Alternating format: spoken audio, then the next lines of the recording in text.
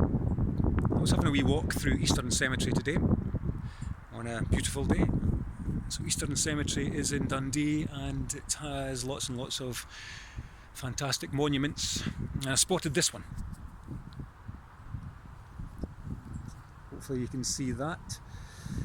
In memory of George Robertson, who was a hosier from Dundee, died in 1865, and of his wife Maria, who is interred in the old burying ground, and their children David, Maria and Elizabeth. Now, what kind of caught my eye about it was David and Maria, the son and daughter. David died in Sacramento City, California on the 29th of June 1850, aged 29 years. Maria was drowned in the steamship Arctic off Newfoundland on the 27th of September 1854, aged 25 years. So what piqued my interest was the Sacramento City 1850 was David a 49er.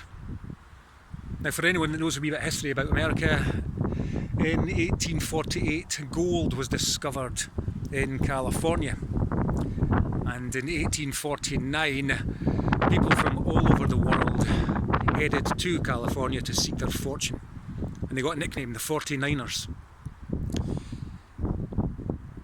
Lots of them headed to Sacramento, which increased in population hugely in that time. In 1850, Sacramento had two major floods and also a huge cholera outbreak. Now, the cholera outbreak killed between 800 and 1,000 people, which you could imagine would have been a massive percentage of the population. Was David one of the people killed in the cholera outbreak, or was he killed in the floods? We'll never know. But I think there's a really good chance that he was one of the 49ers who headed off to try and seek his fortune, and unfortunately at the age of 29 passed away and maybe didn't quite make it. His sister Maria also headed off to America. She was heading to New York on the steamship Arctic, which left Liverpool on the 20th of September 1854. Now, on the 27th of September, off the coast of Newfoundland, it was travelling through a fog bank just after 12 o'clock, and a watchman spotted a ship heading towards them, the Vesta. The Vesta was carrying fishermen,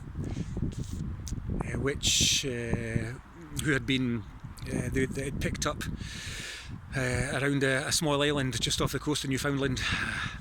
So the Vesta was heading towards the Arctic at a pace, and the Arctic tried to turn, it tried to switch off its engines and reverse, but obviously nothing worked, and the Vesta rammed the side of the Arctic just in front of its paddles and just at the back of the bow of the ship. At first it looked like the Vesta was the more badly damaged. Captain Lucci, who was the captain of the Arctic, circled the Vesta a couple of times thinking, you know, the Vesta's in a bad way, and then noticed that his ship was starting to list and thought, we're in big trouble here. We're going to have to head towards shore. So they did. They tried to signal the Vesta to say, look, we've got to go, we've got to leave you, because the captain decided that he had to save the people on his own ship, thinking that by the time they tried to save the people on the Vesta, possibly both ships would have sank. So it headed towards Newfoundland. Now, it never quite made it. The waters rose, the fires for the steam in the actual hold of the ship were all doused, and it ran out of power and started to go down. Panic ensued, and here's where the story gets a bit strange. There were 350 people on board, and there were only 88 survivors. Of the 88 survivors, there were no women and children, and they reckoned there was probably about 60 to 70 women and children on board.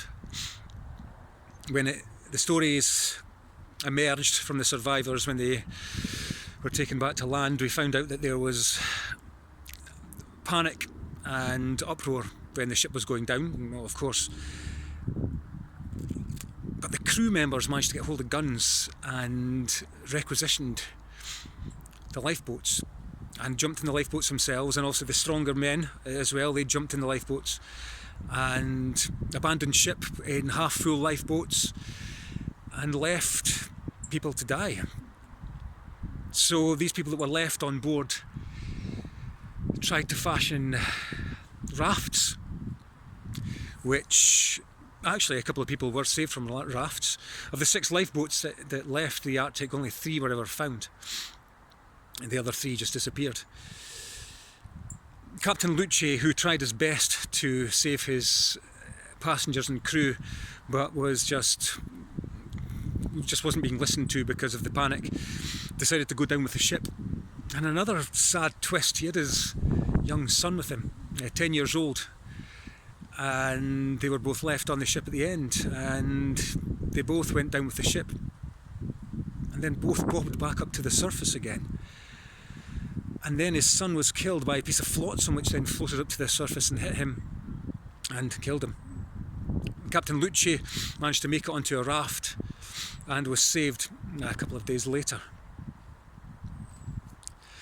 So that's the story of David and Maria, 2 of the many Dundonians, many Scots who headed off all over the world, America, Canada, everywhere, looking for a better life, and didn't quite make it.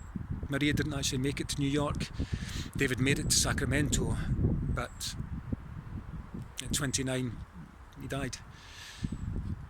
I thought I would just share that with you because I find it really interesting, and hopefully you do too. Because again, today there are migrants and people from all over the world trying to find a better life for themselves. Some do, lots don't. Some things never change, I suppose.